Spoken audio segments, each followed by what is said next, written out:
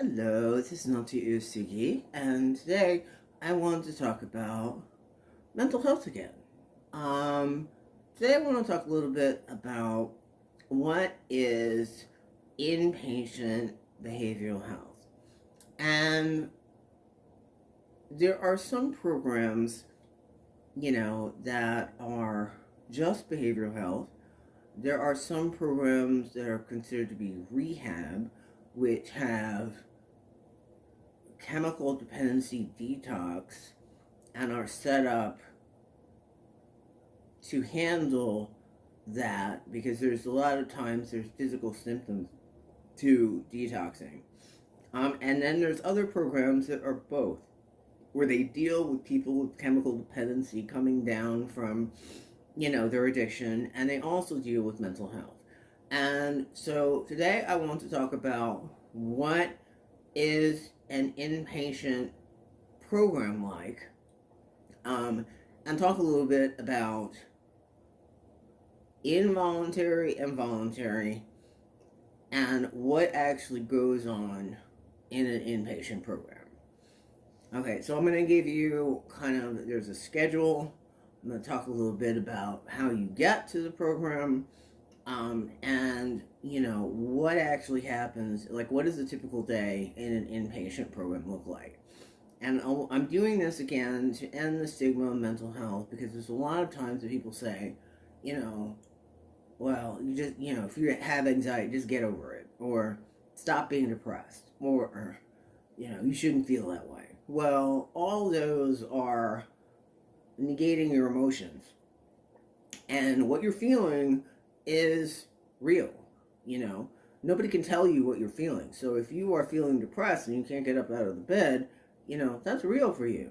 Or you're in the middle of a panic attack, that can be completely debilitating. And if you have PTSD, on top of that, having a flashback, you could be standing in a grocery store and all of a sudden, you hear something or hear a sound or something, and then can be full on in the middle of a flashback while you're standing there, and you're completely just frozen in time, because you are actually living through that flashback. So sometimes it gets to the point where you need additional help. It's not just, if you go to a counselor, every other week, or you do talk therapy, or, sometimes you need more than just group therapy and a day program, but you actually need to go into,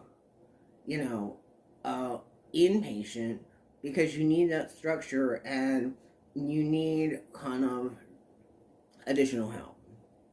So there's a couple ways that you can get to an inpatient program. Voluntarily, which is, there's a psych eval, which would take place at a doctor's office or an emergency room, and they determine, the psychiatrist determines that you need to be inpatient, and then they basically, are you willing, to be inpatient, and you voluntarily choose to enter the program. Now, there are other situations where it's involuntary, like, if you get arrested homeless on the street, because you're, pissing on the sidewalk or something like that, they can order you to a program. Other things are, if it's a rehab detox, if you take a piss test and they find out that, there's something in your blood, in your pee or in your blood, either way, they can order you to, an inpatient program. And then after that, there are criteria. So you may have to go into rehab and then have to go to a day program and then have to go to AA. You have to do all these steps to kind of get your rights back and, get, be a person again, so that you can dictate what you're doing. It's like, well, you are ordered to go, you have a court order to go to, inpatient behavioral health. Or you have a court order to go to rehab because, I had to pump you full of Narcan because you were overdosing. Things like that. So that's kind of how you get to inpatient. And so inpatient is a step up from day program, which you go like every day or every other day. You spend half the day there in the morning or the afternoon or night, depending on what your program is. Some programs are done, remote, online, where you're in a group therapy. But an inpatient program is you're actually in a place. Could be a hospital, could be a facility, could be a rehab, and you're actually physically there. Um, and so in an inpatient program, there's a lot of structure. So you have your 3 meals a day, which usually take place in the cafeteria, and that's part of the experience is, learning to interact with other people, because sometimes at these programs there are life skills challenges, and they want you to, you know, form relationships with other patients, because as a group you kind of need to get along. Um, you know, um, you also have some inpatient groups have AA or NA, so Narcotics Anonymous or Alcoholics Anonymous, and that occurs on a regular basis. Those are everything that you have in a day program is literally scheduled, and there's usually a schedule that's posted. Um, and you follow the schedule. So like breakfast is always at 7:30. Lunch is always at noon in the cafeteria. Then you have different groups. So you have groups that are run by a counselor or a nurse practitioner or a social worker. You meet with your psychiatrist. You meet with your medical doctor.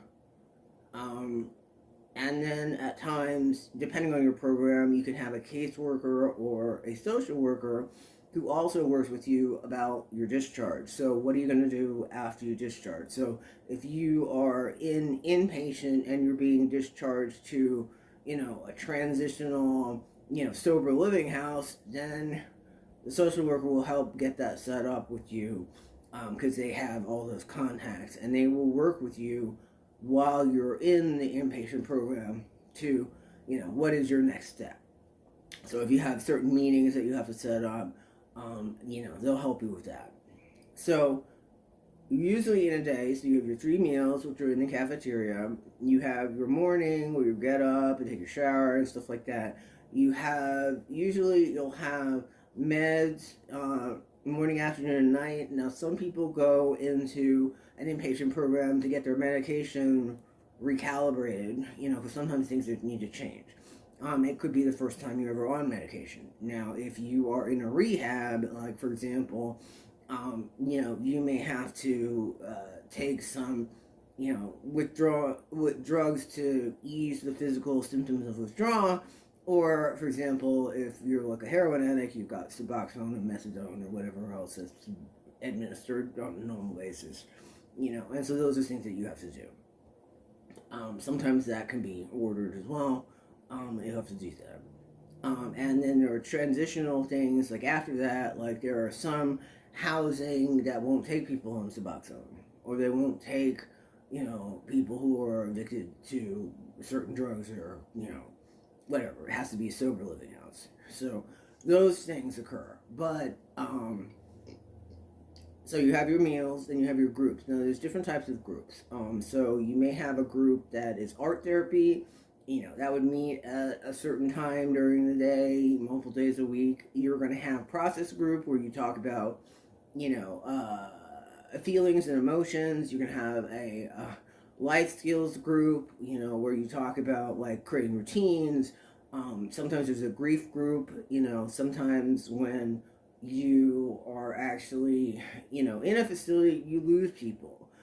People don't want to be around you because you're crazy. A lot of homeless people are actually schizophrenic on the street because, they're either going to be arrested or they're going to be committed, or, the government doesn't want to deal with them, so they just chuck you, go. And that's unfortunate, because, and sometimes people in inpatient are actually homeless and taken from the street in order to go into a program. Okay, so that's just some of the ways that you can get into the program. So you've got the process group, you've got your art therapy group, you've got your grief group, you've got your NA, AA, you've got your life skills groups. Um, some groups, you have exercise time, you have time for journaling, you have time for, your, wake up, get your meds. The meds are controlled. Now, usually it's either a pharmacist or a, LPN nurse who, has pharmacy tech, which will do the meds. So you line up for your meds, and they are managed by psychiatrists. And you take those on a regular basis. So this is just, I wanted to kind of give you now. Sometimes you can, if you're voluntary into an inpatient program, you can check yourself out against doctor's orders. Now, if you are involuntary and try to do that, then things may happen. Like you can't do that, or you must automatically go somewhere else, or if you don't finish the inpatient, I'm sending you to jail.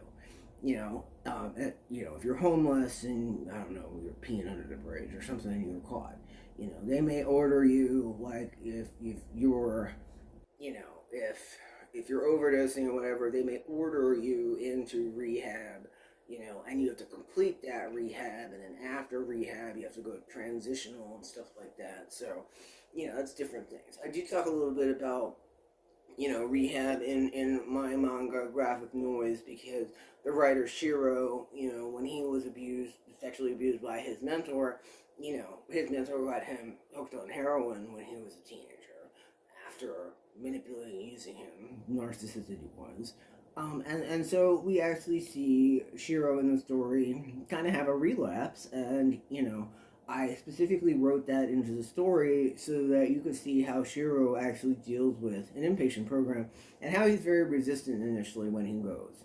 He doesn't want to listen to psychiatrists, he doesn't want to follow any rules, he doesn't want to talk to any patients, but in order to get out of rehab and, in order to get out of a program, you do have to interact, and they are kind of like observing you. So if you spend the entire time in your room asleep and never interact with any of the patients, that's part of your behavioral analysis that the psychiatrist will look at, and, it's antisocial.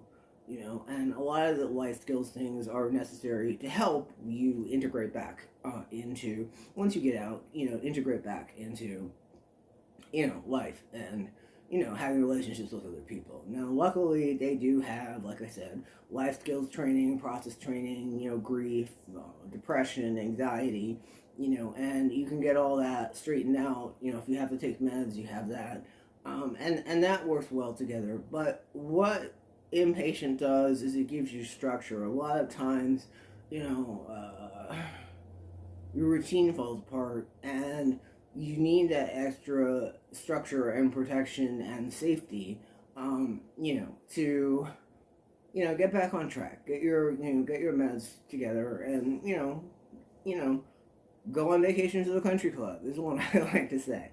So, so that's what an inpatient program is. There's a lot of structure, group activities, and they basically are trying to bring you back up to a level of functioning that, you can do it on your own. And the social worker or the case manager will help you with the different transitional steps back into your reality, like if they need to find you housing, or they need to find you, a Suboxone program, or they need to find you, a work program, or, you need to go, do trade skills, or whatever. So, or sober living house or whatever else. So that's part of inpatient. So I just want to kind of end the stigma of that, and sometimes you just need a little bit more help. But yeah, so that's inpatient for you. Just want to give you that rundown and, end the stigma of mental health. It's okay to not be okay.